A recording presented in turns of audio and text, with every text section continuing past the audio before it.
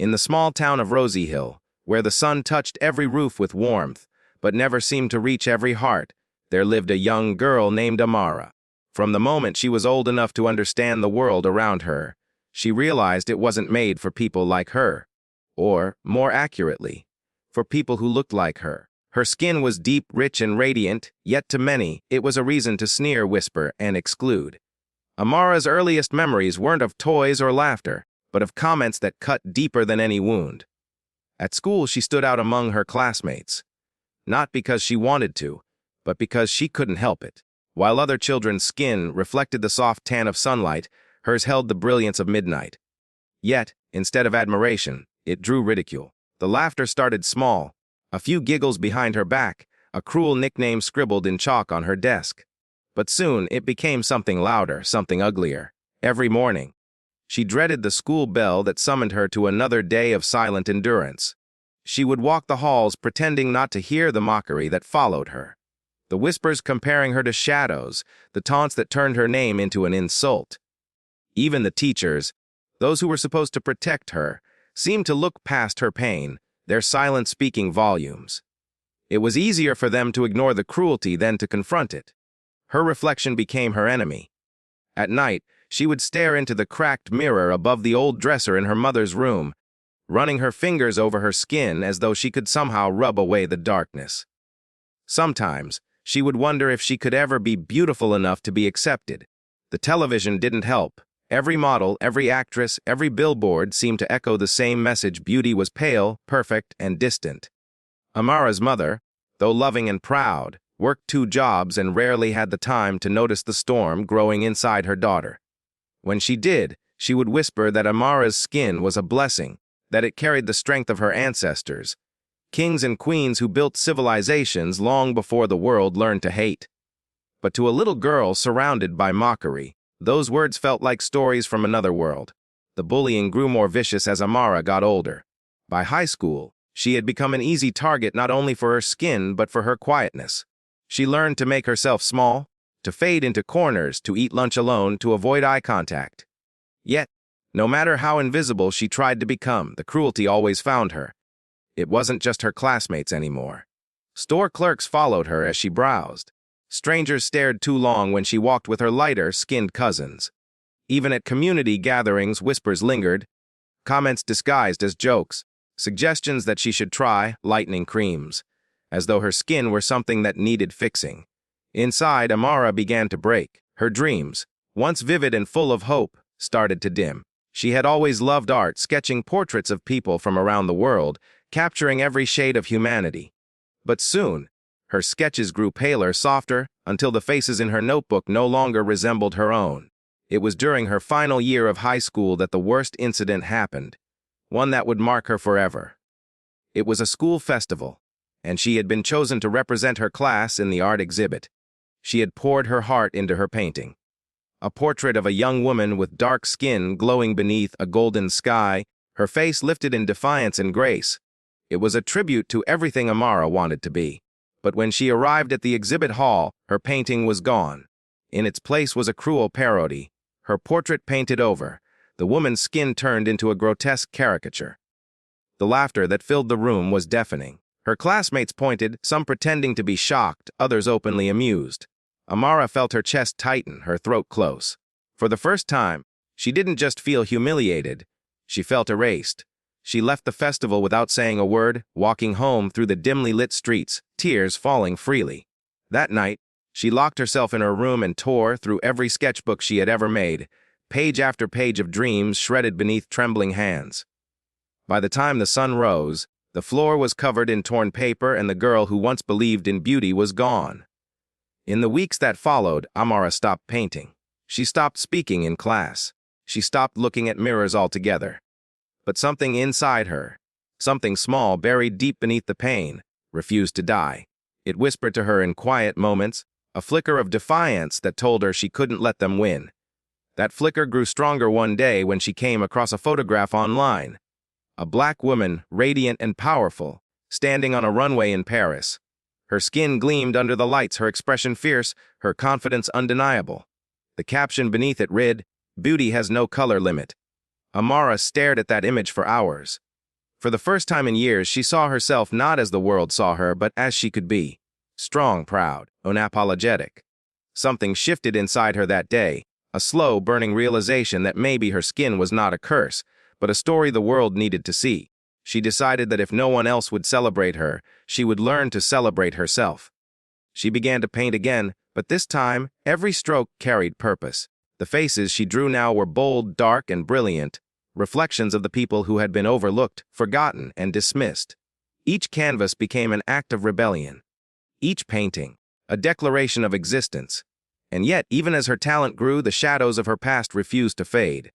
Every time she looked at her art, she could still hear the laughter echoing in her mind, the same voices that had tried to silence her. But Amara didn't realize then that those same voices, the same cruel hands that tried to bury her, were unknowingly shaping her destiny. Because one day, the very thing they mocked would become the light that the whole world would turn to see, and that moment, that reckoning, was closer than anyone could imagine. Amina's teenage years were supposed to be a time of discovery and self-expression, but for her, they became a battlefield. The laughter that once followed her through the playground turned into whispers and sneers in the hallways. Her dark skin, rich and beautiful in its own right, became a weapon others used to wound her spirit. Makeup tutorials and beauty ads never showed girls like her. Billboards in her city displayed pale faces and glossy hair, reminders that beauty, as defined by the world around her, did not include her. Every morning, as she looked in the mirror before school, she tried to see what her mother always saw: strength, grace, pride. But the mirror reflected a version of herself clouded by others' cruel words. She rubbed creams that promised fairness, tried filters that brightened her face in photos, and smiled less because she had learned that confidence only brought more attention and more ridicule.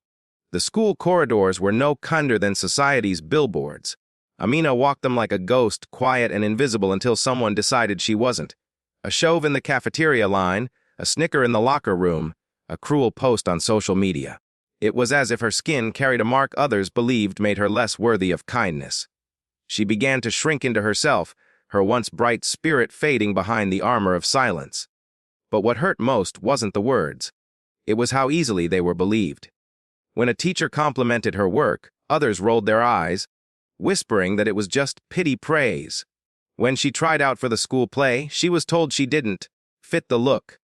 Even in her achievements, prejudice found a way to stain her joy. At home, her mother tried to shield her from the world's cruelty. She reminded her that their skin was a crown, that generations before them had carried that same shade through history with pride and resilience. But pride felt like a luxury Amina couldn't afford. Every comment, every rejection, every image that screamed she wasn't enough. They built a wall between who she was and who she wanted to be. One day, she found herself staring at a group of popular girls in the courtyard. Their laughter was effortless, their skin glowing under the sun, their beauty celebrated. She longed not to be them, but to be seen like them, admired, accepted, respected. Yet, she knew that for her, admiration came only when she dimmed her true self to fit into their narrow mold. That night, while scrolling through her phone, Amina stumbled upon a video of a model with skin darker than hers walking the runway with power and poise. The woman's confidence radiated through the screen. Her presence commanded attention, not in spite of her color, but because of it. For a moment, Amina's heart stirred with something unfamiliar: possibility. She began to imagine a world where her skin wasn't a target but a testament. A world where people like her didn't need to apologize for existing. But imagination alone couldn't erase years of pain. It couldn't stop the laughter that still echoed in her memory or the shame that crept in whenever she looked at her reflection under harsh lighting. One afternoon, during art class, the teacher announced a photography competition themed True Beauty. Students were encouraged to submit portraits that told a story. Amina hesitated at first, but something inside her urged her to participate. She decided to use the camera not as a mirror of judgment, but as a lens of truth.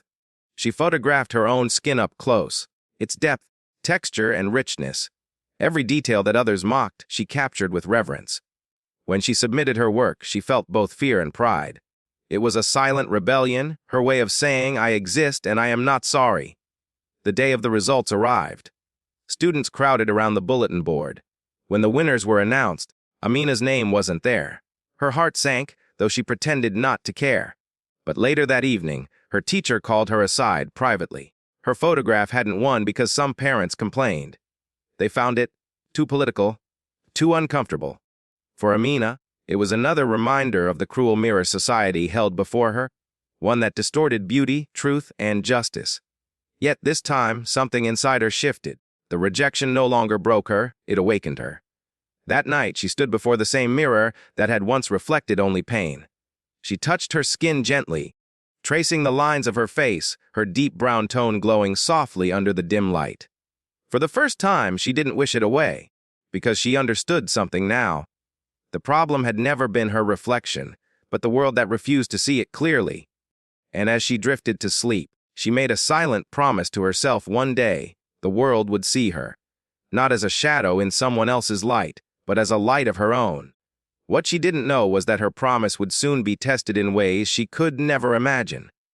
For the very people who laughed at her would one day watch her rise, and this time they wouldn't be able to look away. As Amara stepped into her late teens, her world began to widen. But so did the weight of people's judgments. University was supposed to be a new beginning, a place where intelligence mattered more than appearance, where people were mature enough to look beyond the surface. Yet, she soon discovered that prejudice had many disguises, and not all were loud or obvious. Some were quiet, sharp, edged remarks hidden beneath smiles. Some came in the form of pity, others in the shape of silence. During her first week, Amara noticed how groups naturally formed, how light-skinned students gravitated toward each other, how the confident and well-dressed took center stage, and how she often found herself at the edge of the crowd. She could feel the invisible walls built around her, walls that told her she wasn't what people wanted to see. Professors praised her work, but classmates rarely invited her into study groups. Her ideas were taken seriously, but her presence was treated like an afterthought. Still, Amara refused to fade. She poured herself into her studies, determined to prove that her mind, not her skin, defined her worth. Her love for literature grew, and so did her fascination with storytelling. She found solace in words, in the power of writing stories that gave a voice to the unheard, the unseen, the unappreciated. But the real test came when she auditioned for the university's prestigious debate and public speaking club. The competition was fierce. Most of the participants came from elite schools, their accents polished, their confidence effortless. When Amara walked onto the stage, she felt the familiar sting of judgment in their eyes. A few snickered quietly, whispering under their breath. She knew what they saw: a girl with dark skin, wearing a modest dress, her voice slightly accented from years of speaking her mother's language at home. When she began her speech, the room was silent, not out of respect, but disbelief. Yet as her words flowed, something changed. Her voice trembled at first, then grew stronger. Her message was raw, personal, and powerful. She spoke about the mask society wears, about how true beauty lies in resilience. By the end, there was a stillness in the room so deep that she could hear her own heartbeat. When the applause came, it was hesitant, then thunderous. She didn't win that night, but something in her shifted. She realized she didn't need validation from anyone to know her worth. That moment became the spark that ignited her purpose. From then on, Amara began to rise. She started writing essays for the university magazine, often touching on issues of identity, discrimination, and colorism. Her words struck nerves. Some praised her honesty. Others dismissed her as too sensitive or too political. But her voice could no longer be silenced. Each story she wrote became a mirror to society's hypocrisy, a reminder of how people like her were made to feel less, even when they were more. Her growing presence attracted attention, not all of it kind. Some students mocked her online, posting cruel memes comparing her to shadows or using hashtags that made fun of her dark complexion. It hurt more than she let on. There were nights she cried silently, wondering if she was making things worse for herself. But each time she looked in the mirror, she saw not a victim, but a fighter. Amara's determination began to inspire others. Younger students, especially those who shared her struggles, began reaching out to her. They thanked her for her courage, for saying the things they were too afraid to say. Slowly, Amara became more than just that dark-skinned girl.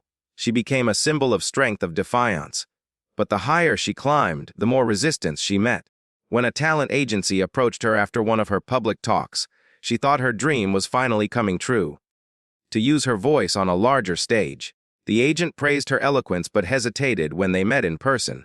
His smile faltered as he scanned her face, her skin tone, her natural hair. He told her she had a unique look, the kind that might work for certain causes, but not for mainstream audiences. His words were polished, professional, but they sliced through her like a knife. Once again, she was being told she was too much of herself to belong anywhere else.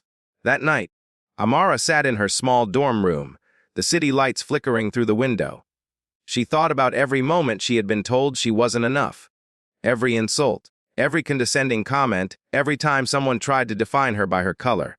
And for the first time, she didn't cry. She smiled, a quiet, powerful smile, because she finally understood something profound. The world wasn't going to hand her acceptance. She would have to take it. She would have to become the kind of success they couldn't ignore.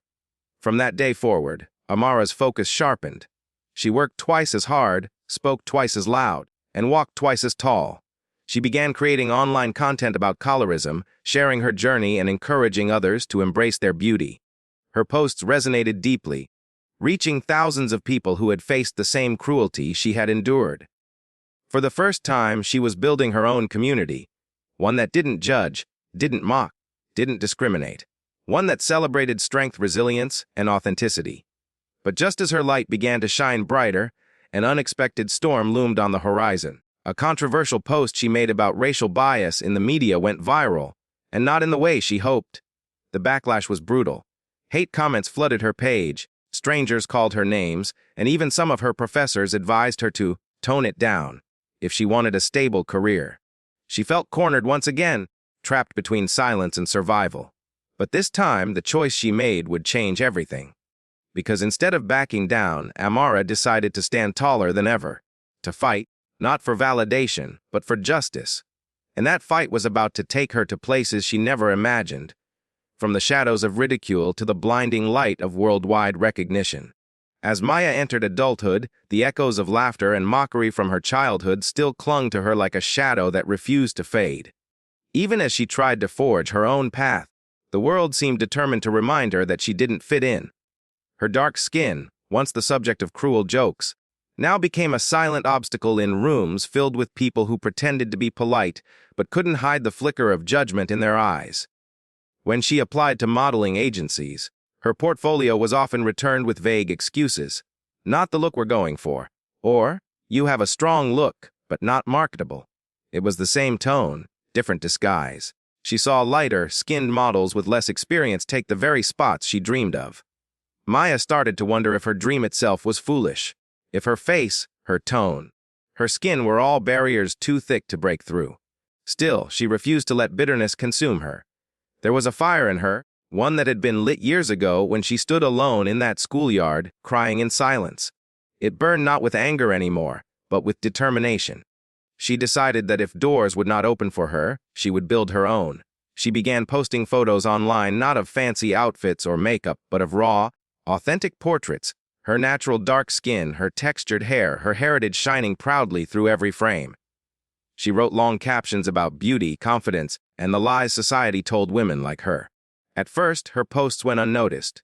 There were even hate comments from faceless strangers hiding behind screens, repeating the same old insults. But Maya didn't delete them. She used them as fuel. Weeks turned into months, and slowly, her message began to resonate. Women and men from all over the world began following her, leaving comments filled with love, gratitude, and solidarity. They said she made them feel seen. They said she gave them hope. Maya's account grew, not because she fit into someone else's mold, but because she shattered it. But success was not without resistance. At one of her first public appearances, a charity event organized for young women of color, she was invited as a speaker. Yet, behind the scenes, she overheard a coordinator whispering to another, saying they hadn't expected her to be so dark in person, that maybe she wasn't camera-friendly. It stung like it always did, but this time she didn't cry. She stood tall, walked onto that stage, and delivered her speech with a calm, powerful grace that silenced the room. By the end of it, even those who doubted her were applauding. It was a small victory, but it felt monumental. For the first time, Maya realized her story wasn't just her own. It was shared by countless others who had been told they were too dark, Too different. Too much of something to ever be beautiful or worthy. Still, not everything in her life was shining. Her family back home struggled financially. Her mother had fallen ill, and hospital bills began piling up.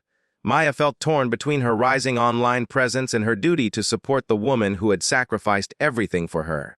Modeling work still paid inconsistently, and many offers came with strings attached. Requests to lighten her skin tone in photos, to wear makeup that made her look softer. She refused them all, even when it cost her opportunities. There were nights she lay awake, staring at the ceiling, wondering if she was doing the right thing. But deep down, she knew. Her integrity was worth more than a paycheck. Then came the message that would change everything. A global skincare brand reached out to her, saying they wanted her to be the face of a new campaign celebrating diversity and real beauty. Maya was skeptical at first, fearing another shallow attempt at representation. But when she met with the creative director, a woman who had followed her journey online, she realized this was different. They wanted her exactly as she was. The day of the photo shoot arrived, and as Maya stepped in front of the camera, she felt something she had never felt before: peace. The bright lights that once made her self-conscious now made her glow. Every flash captured not just her face, but her story. The pain, the resilience, the transformation. When the campaign launched weeks later, her image was everywhere. Billboards, magazines, commercials, all featuring her unapologetically dark skin, untouched and unedited. The world took notice. The same people who once mocked girls like her were now praising her beauty.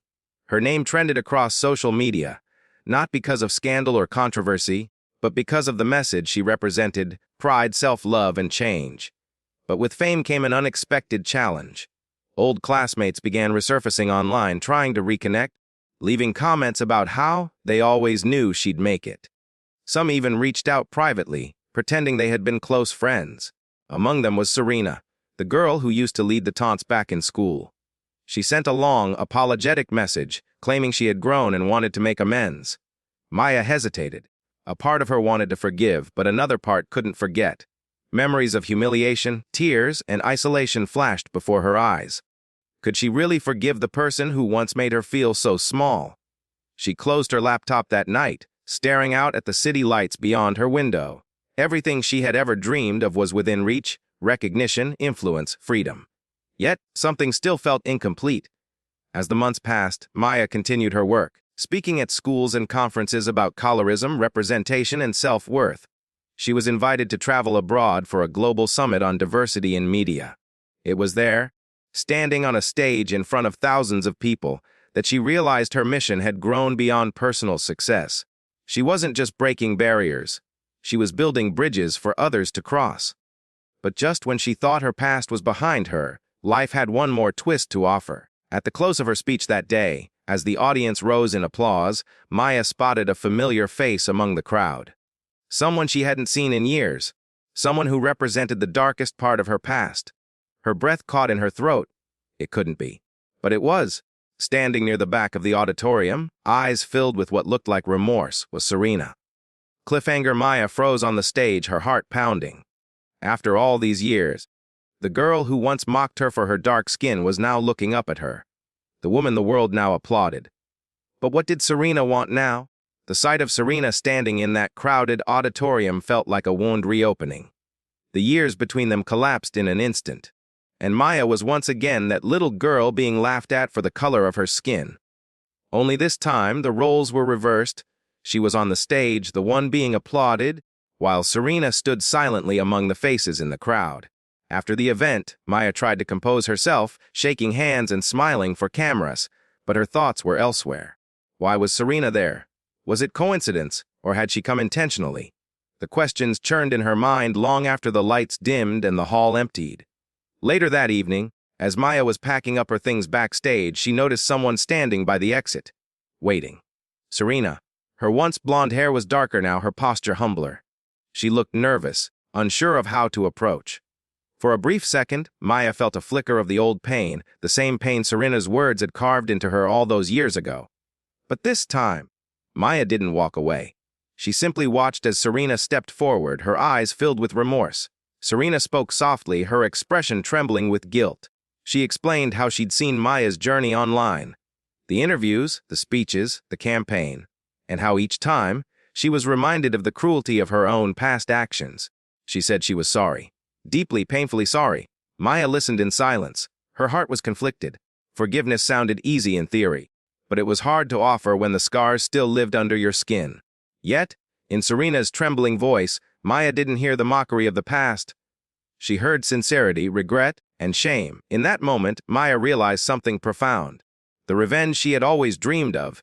The poetic justice of rising above those who once looked down on her. It wasn't about humiliating them. It was about healing herself. And maybe, just maybe, allowing them to heal too. Maya didn't respond with anger. She didn't humiliate Serena or turn her away. She simply nodded, letting the silence speak for her. It wasn't forgiveness, not yet, but it was something close. A beginning. Over the following months, Maya continued to rise. Her voice became one of the leading forces in the global conversation about colorism and representation. She collaborated with artists, brands, and activists who shared her vision. For the first time, she felt that her story had a purpose beyond herself. But with greater influence came greater pressure. Every move she made was scrutinized. People began to expect perfection. The flawless activist, the untouchable role model. She received criticism from both sides, from those who said she spoke too much about race, and from others who said she didn't speak enough. It weighed on her, slowly, quietly. Beneath her poised public image, Maya sometimes felt like she was suffocating under the very image she'd built. The same confidence that once made her unstoppable now became a cage she couldn't step out of without judgment. One evening, after a long day of interviews and meetings, Maya found herself scrolling through messages from fans. Among thousands of comments, one stood out. It was from a young girl, a dark-skinned teenager who said Maya's story had saved her from self-hate. She said she no longer hid behind makeup or filters. She said she finally felt beautiful. Tears welled in Maya's eyes as she read it. That was the reminder she needed. Why she started, why she endured. Not for fame, not for applause, but for that one girl and the millions like her who needed to see that dark skin wasn't a curse. It was power, beauty, and heritage. Weeks later, Maya was invited to deliver the keynote speech at an international women's conference. The event would be broadcast worldwide, featuring influential voices from across the globe. It was her biggest platform yet. She decided this would be the moment she told her story, all of it. The pain, the rejection, the bullying, and the triumph. The night before the speech, Maya barely slept. Her mind replayed every moment that had brought her here. Every insult, every tear, every small victory that had shaped her into the woman she was now. She didn't plan to shame her bullies or dwell on their cruelty. She wanted to speak about forgiveness, about how strength doesn't come from anger, but from rising above it. When she stepped onto that massive stage the next day, the crowd erupted. The lights were bright, the cameras were rolling, and for the first time, she wasn't nervous. She spoke with calm conviction, her voice steady and full of emotion. She told them how people once laughed at her dark skin, how she was made to feel invisible, ugly, unworthy, but also how she found power in what they mocked, how she learned to love the reflection they said wasn't beautiful enough. She spoke about resilience, self-acceptance, and the power of turning pain into purpose. As she neared the end of her speech, Maya looked into the audience, and there, in the front row, was Serena again. But this time, she wasn't hiding in the crowd. She was volunteering at the event, part of a group supporting diversity initiatives. Their eyes met for a brief moment. Serena smiled, not with guilt, but with gratitude, and Maya smiled back. Something unspoken passed between them, not forgiveness in words, but forgiveness in truth. When the audience rose in a standing ovation, Maya felt a warmth spread through her chest. The girl who had once been laughed at for her dark skin was now being celebrated for it. Her skin, her heritage, her story, everything once ridiculed had become her strength. After the event, international news outlets picked up her story. Her speech went viral, reaching millions. She was invited to speak at the United Nations, to collaborate with humanitarian organizations, and to write a memoir about her journey. Her message became a movement. But amid all the success, Maya remained grounded. She returned home to her mother's side, using her newfound influence to support healthcare initiatives in underprivileged communities. She made it her mission to ensure no child ever felt the way she once did. The world now saw her as an icon, But Maya knew she was simply a girl who refused to believe that her skin determined her worth. Cliffhanger months later, Maya received an invitation to an event in her hometown. Her old school was naming a scholarship after her for young girls of color. The same place where her pain began was now calling her home to honor her legacy. As she looked at the letter, tears filled her eyes. She was going back to where it all started. When the curtains rose that evening, the audience wasn't just a sea of faces. It was a storm of energy, flashing lights, and anticipation. Cameras from international networks lined the front row. Fashion critics, celebrities, and journalists all sat waiting for the new designer the world had been whispering about, Amara Okoye. Her name had traveled faster than she ever imagined. After her breakthrough photo shoot with the model she designed for, a dark-skinned beauty the industry once overlooked, the world couldn't get enough. Her work had become a statement, not just fashion. It was defiance stitched into silk, resilience wrapped in color, and self-worth tailored with precision. As the show began, soft music filled the hall. Models walked out one by one, wearing garments that shimmered under the lights, reflecting every shade of brown, black, and gold imaginable. Each design told a story, of scars healed, of rejection turned into art, of the strength that comes from embracing what others taught you to hate. The audience was silent, not in disinterest, but in awe. Every step, every turn of the model's head, every wave of fabric seemed to breathe a message into the air. You can no longer silence beauty. Backstage, Amara stood in the shadows. She didn't need the spotlight. She had lived her whole life being invisible. Now, she wanted her work to speak for her. Her hands trembled as she clutched the fabric of her own dress, one she had made months ago when she was still uncertain if the world would ever accept her designs, or her skin.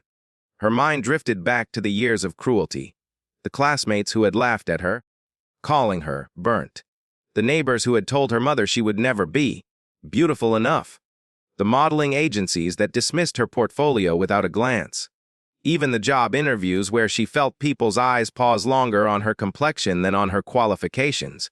She had carried those words, those wounds, like stones in her chest. But tonight she was letting them fall away one by one. Then it happened. The final model stepped onto the runway wearing Amara's masterpiece, a flowing gown that resembled the night sky itself. It was a celebration of darkness, stitched with constellations of light. The audience gasped as the lights dimmed, and only the glowing threads of gold across the deep black fabric remained visible. It wasn't just a dress, it was a message. It said, even in darkness there is beauty. Even in what you once mocked, there is power. When the show ended, the crowd erupted. Cameras flashed, people rose to their feet, and the sound of applause filled the air like thunder. The very people who once doubted her, the industry that once excluded her, were now standing to celebrate her. For a moment, Amara didn't move. The applause seemed distant, muffled, almost unreal. It wasn't until someone whispered her name, Amara, it's your turn, that she stepped out from behind the curtain. The lights bathed her in gold. Her dark skin glistened under the stage lights, radiant and unapologetic. She walked slowly, gracefully down the runway, tears glimmering in her eyes as cameras captured every second. And among the sea of faces, she noticed a few she could never forget. Her former classmates sat in the front row, their expressions frozen between pride and disbelief. One of them, the girl who had once called her too dark to shine, now wore one of Amara's designs. In that moment, Amara felt something shift inside her. Not revenge, not even satisfaction. It was peace. Because true victory, she realized, wasn't about making others regret their cruelty. It was about learning to love yourself so fiercely that no one's hate could touch you anymore. When the show ended, Amara walked backstage to a swarm of reporters and congratulations. Her phone buzzed endlessly, messages from people all over the world, sharing how her story inspired them. Some wrote about being teased for their skin color, others for their body type, their accent, or their background. They all saw themselves in her journey. As she sat alone later that night, overlooking the city lights from her hotel balcony, Amara thought about the girl she once was, the one who used to cry herself to sleep, wishing to be lighter, wishing to blend in. That girl was gone. In her place stood a woman who had learned that her dark skin wasn't a flaw. It was her power, her story, her art. The next morning, headlines filled every corner of the internet. From mockery to majesty, Amara Okoye redefines beauty standards. The designer who made the world see black as gold. Amara scrolled through the articles, smiling softly. Fame wasn't what fulfilled her. It was the realization that she had turned her pain into purpose. Months later, she launched a foundation dedicated to empowering young dark-skinned girls in underprivileged communities. Her goal wasn't just to design clothes, but to design confidence. She visited schools, spoke to children who reminded her of herself, and showed them pictures from that runway night. She told them, not with words, but through the strength of her presence, that their worth was not determined by anyone's opinion. And as her name spread across continents, her story became a beacon for countless people who had ever been told they were too different. She stood not as a victim, but as proof that the world eventually applauds what it once feared. Amara's journey had come full circle. The girl who once hid from mirrors now stood in them proudly, seeing not what society mocked, but what she had built from it. Because she had learned the most powerful truth of all: that light doesn't make you beautiful. Your darkness does. And somewhere, in every corner of the world, someone who once hated their reflection began to smile again. Because of her,